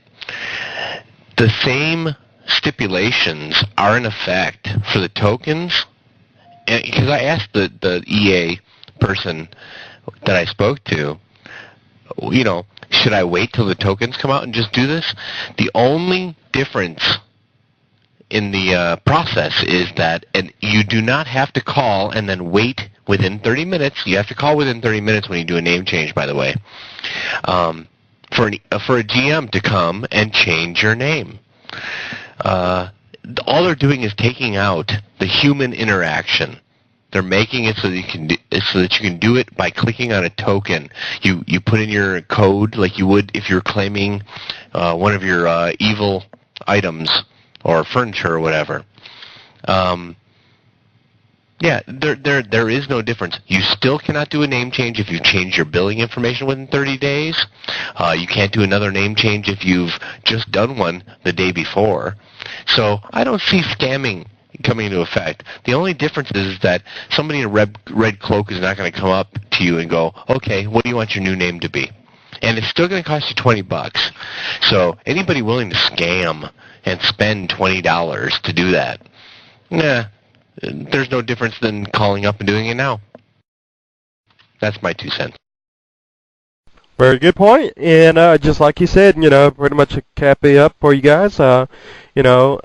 Basically the way it is now is that you call up, like he says, EA and everything, and just purchase it over the phone, and then you go in the game, I would assume, and basically page your GM, and then they would verify that you indeed did purchase a name change service or whatever. It's already available. The only difference is that it's going to be more widely and easily available to the player base through the form of tokens, of course. Still, same price supposedly. The price is going to remain the same. Just a lot more people probably doing it. As far as scams and everything, I think you're going to have to scam more than $20 worth of items or gold in order for it to be worthwhile. Because the first time you scam somebody, word's going to get out really fast. So I don't know how many scams you can get away with one name, or whether or not you can still get banned for scamming another player in UO today. Last I knew, you can't get banned anymore from Ultima Online for scamming another player. So my word of advice to you guys is exercise caution. But go ahead, Sakara, what do you think? Well, while I'm in favor of the tokens because I definitely have a character that I want to change his name and I want to change his gender, but they have to add a few additional security features in it, and I was one of the people arguing heavily on UO Hall on this topic because there is a large number of scams, different scams that you can do, and people are only thinking, well, the service already exists and it costs $20. True, but compare this to the tokens, the X-Shard tokens. It's also $20, but how many people used to buy those tokens for cash before they were available for gold? People were buying them, from brokers from time to time, but they really weren't buying them as much. And when the tokens were introduced, then everyone and their brother has X-Sharded at least 3 or 4 times since then, and the number of X-Shards just keeps on climbing. Now, the reason why brokers could not buy the name change was because GM had to be there for you. You had to provide your account information, all kind of crap like that. So most brokers didn't bother with that because most customers didn't want to give out their account information. Whereas now there's none of this left. It's going to be totally, completely incognito that you're going to be able to do this. And so you can just walk in Luna. You have some gold. You just buy your token. Use the token, there you go. Who knows that you did this? Absolutely nobody. Whereas before, you actually had to go out and pull out your money, do this, and so it was very limited.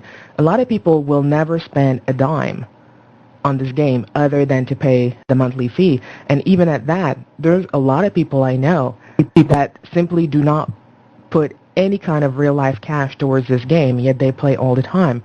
Because they just buy game time code for gold.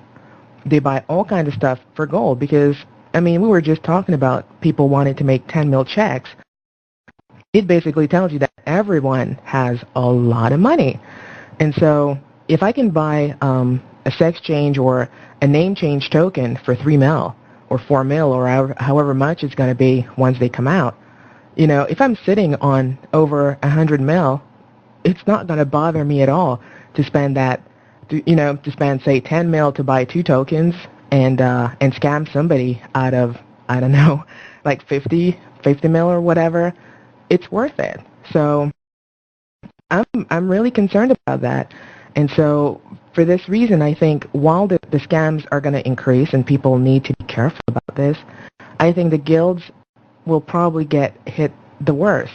And that's why I was saying that one of the first features, in my opinion, that they should add to this is that people cannot use a name change while they are guilded, because it's too easy once you're in a guild to change your name to somebody else in the guild, start causing all kinds of trouble, and then revert back to your own name, and this other person that you impersonated ends up getting all the trouble for it. So I do have a lot of concerns about this thing.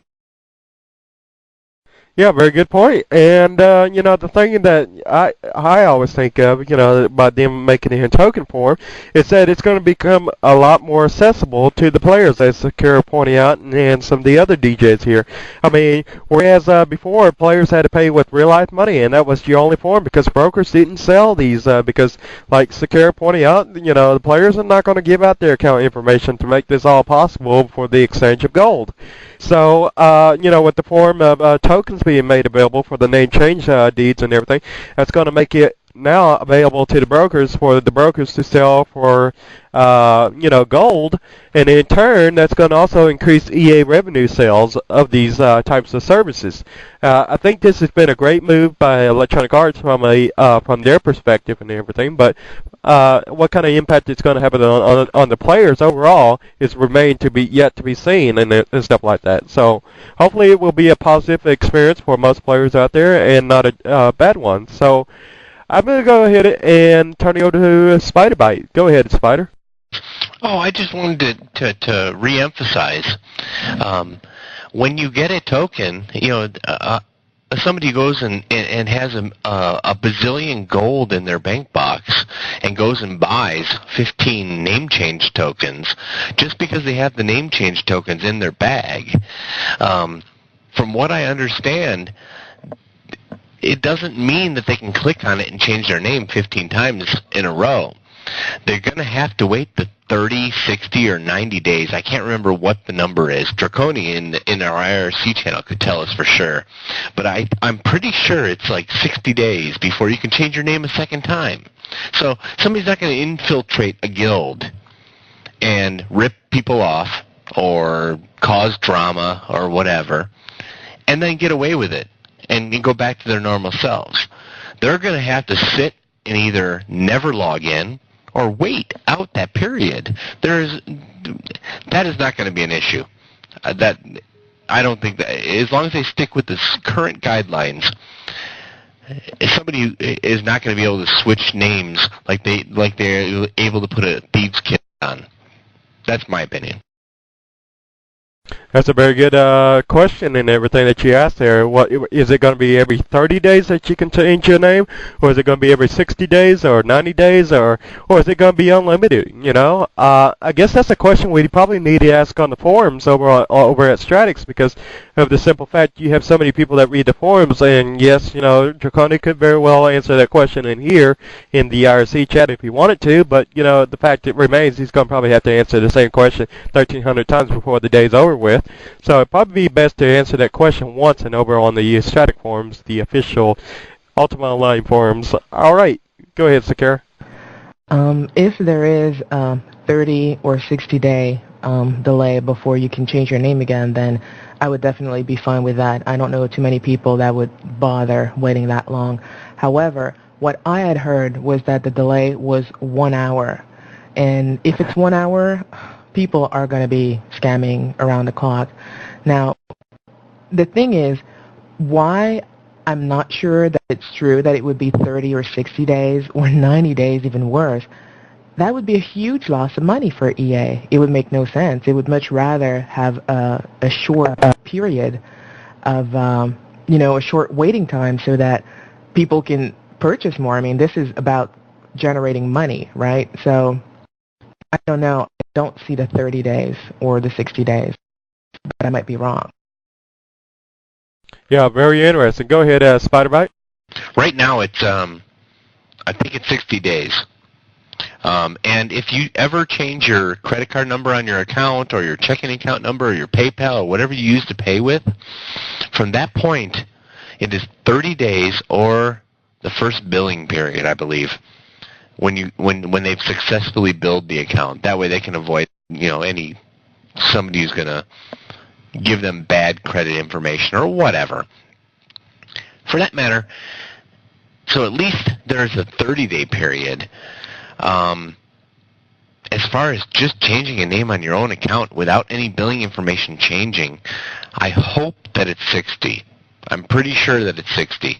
That's what I was told, I think, the last time I did a name change on an account that I bought. Yeah, well, that's a very good point that you make there, and if that, you never know, because now that they're introducing the tokens and everything, they might very well be removing those restrictions as well, so it'll be very interesting to see that, and I'm actually kind of curious now that we're talking about it, whether or not, if anybody's asked this question over in the published 38 thread, as to whether or not they're going to be imposing any type of restrictions on the name change tokens, and if so, what are those restrictions? I mean, I think that's the kind of questions players need to be asking about these kind of tokens and stuff like that, because that's really vital. To the security of Ultima Online and stuff like that. So go ahead, Sakara.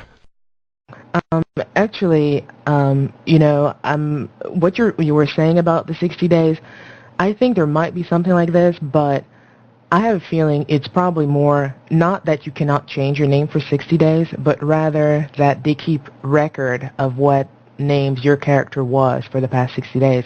Because, like for account information, if you change the credit card or whatever that's on your account, that info remains on your account for the next 2 months, for the next two payment cycles. And so if I were to call and say, well, this was my account and here's the credit card number, even if somebody else put a different game time code on it and whatever, then they would look at the credit card and say like, okay, this is the credit card that was used for the last 2 cycles, and so this is a credit card that's valid. So I have a feeling that might be what they're talking about, that for 60 days, the record of the name having been that will remain. Again, I'm just speculating, but I would find it very surprising that they wouldn't let you change it more often than that. I just think they're going to keep record so that if somebody is, changing name around a lot and there's a lot of scamming happening or whatever, then they can track back your character or whatever. Right. Very good point. And Spyderbite, go ahead. Okay. One thing to touch on that. Those are great points, Sakara. But the one thing to emphasize on, and I hate the idea of saying, okay, give EA more money than what you already pay, but the secure transfer process they have on their website, that is the way to do it. And whether you buy it on eBay or whatever, make it part of your shipping or do it. And I'm a terrible person to advocate this because out of 2 of the 5 counts that I own, I've never done it, but the secure transfer part for characters, that erases everything. That includes any bad marks, anything, and it becomes your character again. I think people really need to consider and think twice about it. I've thought twice about it. If the people that I were buying the accounts from were people I did not trust or didn't know well, I might consider it. But I would advocate that everybody do that. That was the only thing I wanted to touch on. All right. And I guess if nobody else has anything else which to add to that, I'm going to move us over to our next conversation and everything, which I'd like to share with you guys. It's something I've experienced or noticed during the course of the week during my little gameplay session. Yep, I don't know if you guys are knowing this, but I do feel like it's sort of my responsibility to let you guys know about this because I've been roaming around in ghost form because somebody brought to my attention that there is some unattended scripting going on, or supposedly attended scripting, but like by people who are like like running 70 accounts or something like that using scripts. And so what I did is I went to various different shards as a ghost, and I went to this very one location on all these different shards. And yes, it's headline news. People are scripting. Yeah, newsflash. But yeah, it's nothing new or anything like that. But I have noticed that people have been out there scripting at this one location near Trisnik in Feluca in a little dungeon. And what they are scripting is the killing of dread spiders. And I'm just sitting here watching this script go around and kill all these dread spiders and loot them of the gold. And I mean, it's like instantly, once they kill one dread spider, another one appears instantly, and then the script runs them off to kill the next dread spider, and then loot that, and then the next dread spider appears, and this keeps going on. I mean, there's absolutely no threats because no spiders appear until that one spider's dead, and then a new one, of course, reappears. But it's like in this little small 8 by 8 radius. Well, probably not even that big, but it's like the size of a little small house that you can really fit in there. And I guess that's probably 8 by 8. That's a good number right there. 8 by 8, 48 tiles, or 64 tiles, I'm sorry. And pretty much, this is this little small spawn area where all this scripting's going on. Now, I paged a GM on this guy on various different shards, and this is my guess. It's got to be a cross shard operation, basically after server up every day. And it's really weird because it's the same script, because you can tell by the way it moves and how it loots, because you can see the gold and items dropping from the sky and stuff like that. But, I'm kind of curious as to whether or not would you guys report a scripter if you saw one? Or would you not really care, or you just ignore it and blow it off and go about your business, or what? Or do you feel like it's your civic duty to sit there and report them? So, starting with Spyderbite, go ahead. Kill them. Kill them all. Oh my goodness. Especially on Siege. I mean, on Siege Perilous, when somebody is, and granted, most scripters are not stupid enough to try and script on Siege Perilous. They're not going to do it. I mean, people like me hunt them down, and people a lot worse than me, because I'm no more danger than a wandering healer. But for somebody who's not paying attention and doing this stuff, yes, kill them. Jeez, that's my civic duty on there. On the production shards, on the Feluca side, same thing. Kill them. Kill them all. It interrupts their scripts. It stops the scripts. And by the time they get home, they realize that for 6 hours, nothing has happened because they've been standing as a ghost for so long. So that is my opinion. Well, that's the interesting thing, because once they died and everything, because they did die a few times, I mean, I guess they didn't set up their scripter right or whatever because he wasn't healing them fast enough. Anyways, they died, and they went into ghost and everything, but then they ran off the screen and everything and got resurrected and all that. So I guess there's something in the script that notifies them if they die, or something in the script that notifies them whenever a GM appears. And so the thing is, I would report these scripters and everything, and what happens is that, I guess, and this is all speculation here as to what happens after they get whisked away, by the GMs or whatever to the jail, I would assume. It's that the GM probably asks them a question like, are you there, or what day is, or something of that nature. And I'm sure, the script notifies them, oh, GM alert. So what do? They naturally respond to whatever is being asked by the GM. So what I would suggest to the GMs, if they want to really crack down on the scripters or something and detect whether or not they're using a script, it's just simply whatever monster they were scripting. For example, in this case, it was the Dread Spider. Why not spawn a Dread Spider in the jail cell, and then before you whisk them away into the jail cell to ask them the question, and see if that script does not automatically rush them over to the Dread Spider and kill them in jail. And I guarantee you, if they go killing a Dread Spider in jail, it's going to be pretty obvious that they're scripting. I mean, it shouldn't. So I think that's what they ought to be doing in order to detect whether or not a person's using a script. Or either that, can you imagine the GM appearing in a Dread Spider form and then them try and attack the GM or something? That would be hilarious. But yeah, I think that's what they need to do. But go ahead, Spyderbite. Why should we have to go through all that? Or not us, I should say, but why should EA have to go through all that? They're paying the people like the GMs and stuff like that to do that.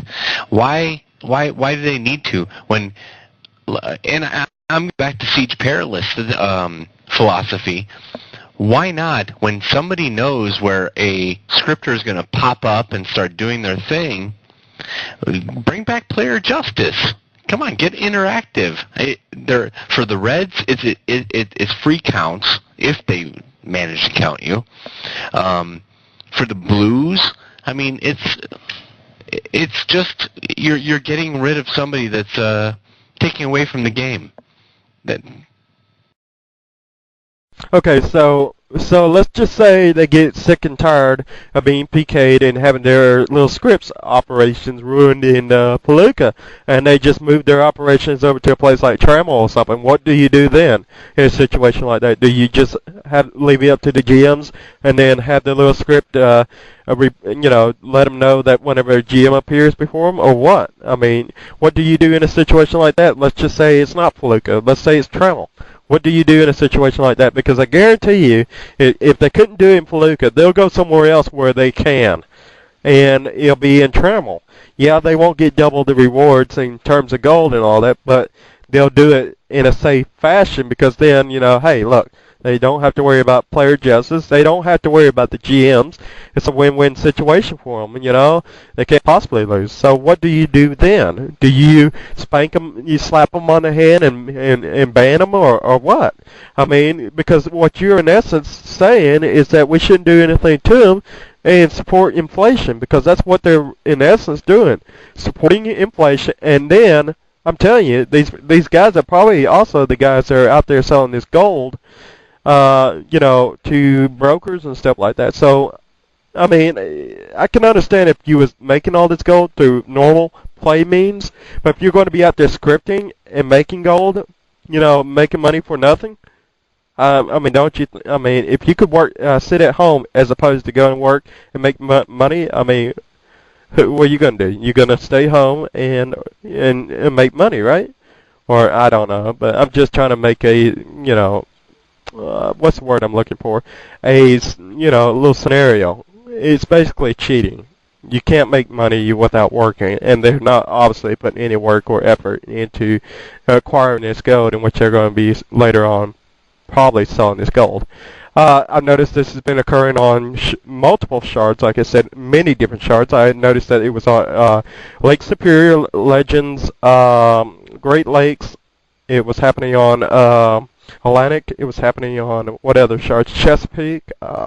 Many different shards. Drachensfels. It was happening on Huko. I can't even say the Japanese shard. But it was happening on so many different shards, and I'm thinking to myself, my God, and these people are probably making so much gold in the course of one day if they ran the script all day uninterrupted and so forth. But go ahead, AzRek. What do you think? Well, I'm going to agree with Spyderbite on the player justice thing.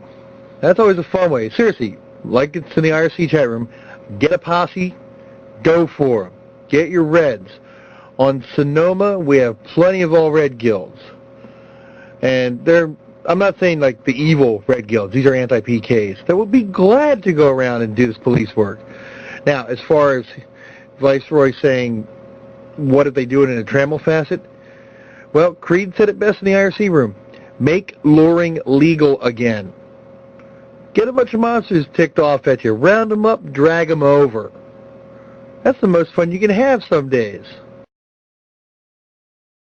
Yeah, well, apparently the way the script works, and this is my wild guess, is that anytime anything comes around, like another player or, say, or a GM or anything of that nature, if anything comes around or is detected, like a name of a player or anything out of normal, I'm guessing the script is going to notify them that, hey, you got another player in the area, be cautious and don't, stop using your script or whatever, because then you run the risk of being reported. Or if a GM appears, respond to the GM or something that nature. I mean, the way they make these scripts is really sophisticated and it's really interesting at the same time. But then again, if you get your posses together, go out and whoop some ass or whatever, and that's not going to deter them one bit. Yeah, it might get them to leave for the day or whatever. It might get them to put it off for another hour or two and they come back later. Unless you're going to have someone there around the clock to make sure they don't do it. I mean, it's kind of hard.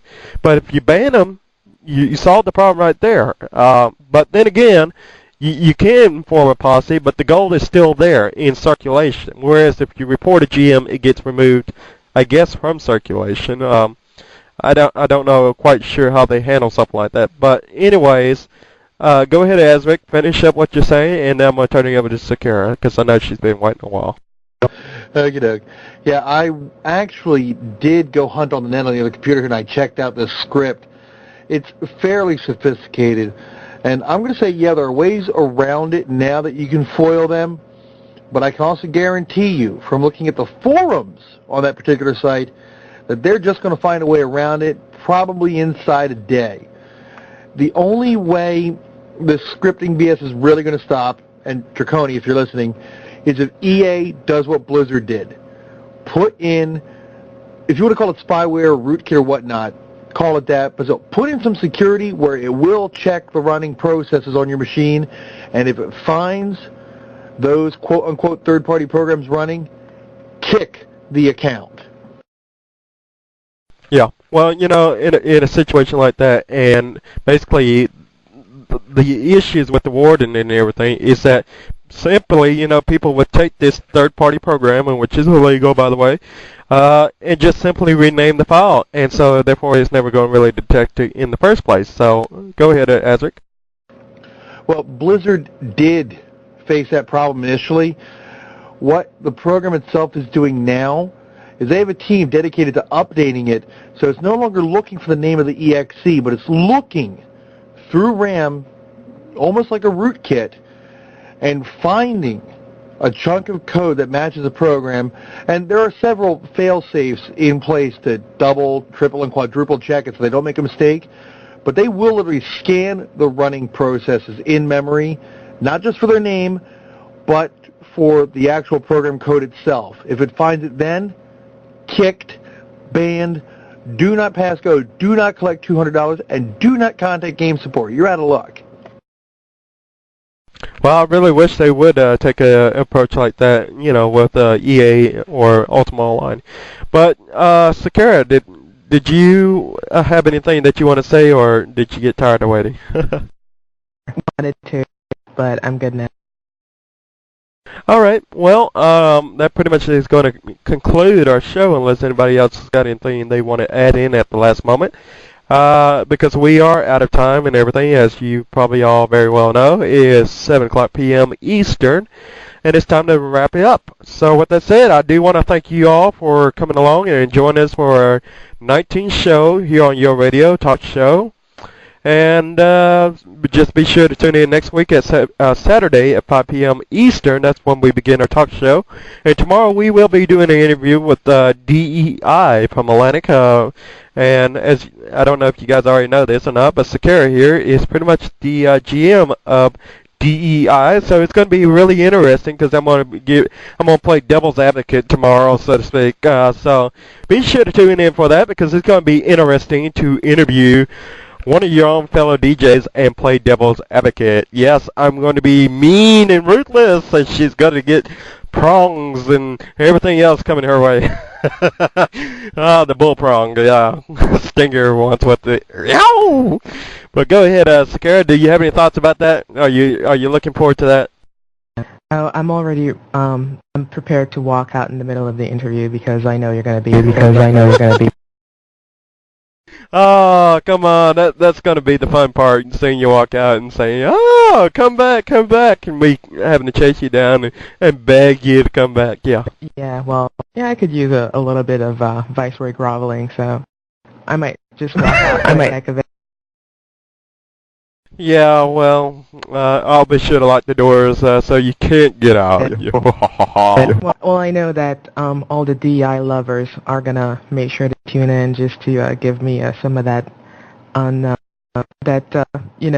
love they feel for me.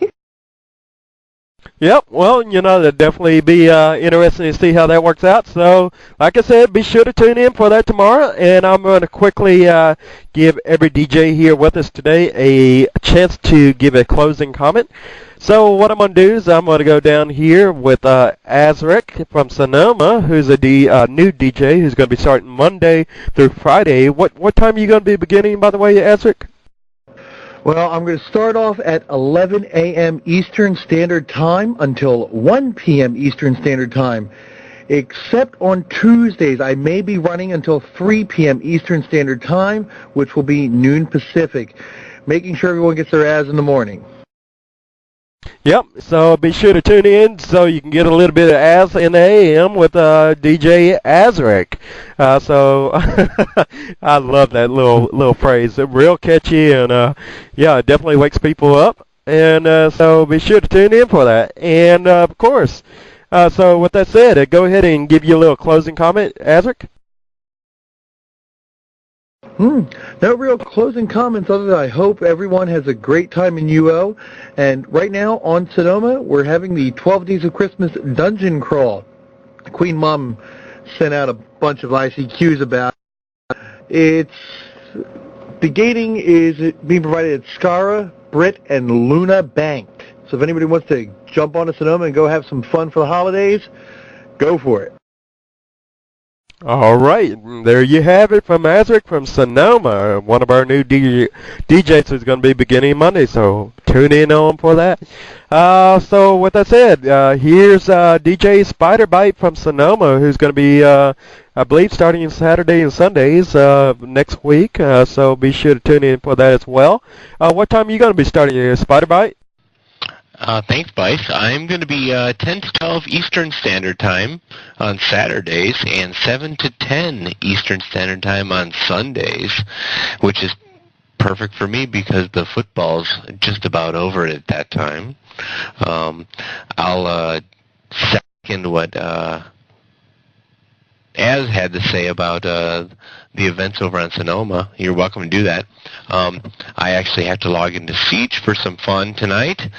Otherwise, every Saturday and Thursday, I am going to be broadcasting live, not Thursday, I'm sorry, Saturdays only, from the Skyview Tavern in Darkmoor. I won't be doing a whole lot because I'm going to be completely confused for a while I learn how to be a DJ. So come join us so I can take your in-game requests as well as in the RC channel. Yep. Well, confused, dazed, and confused is always a good place to be in a state of mind. Dazed and confused. So go ahead and give us your little closing comment if you have any, or just say you have none. I'm good. Thanks for everybody for listening tonight. And there you have it, folks. Spyderbite from Sonoma. So be sure to tune in for that as well, starting next Saturday. And by the way, that's in the afternoon. So be at night, p.m., whatever you want to call it. Afternoon, night. You say tomato, I say tomato. So we have us. With that said, we have Sakara here from Atlantic, who was kind enough to join us this afternoon, halfway through the show. So, Sakara, give us your closing comment. I hate Viceroy. He's abusive to me, but I love everyone else. I was happy to be with you.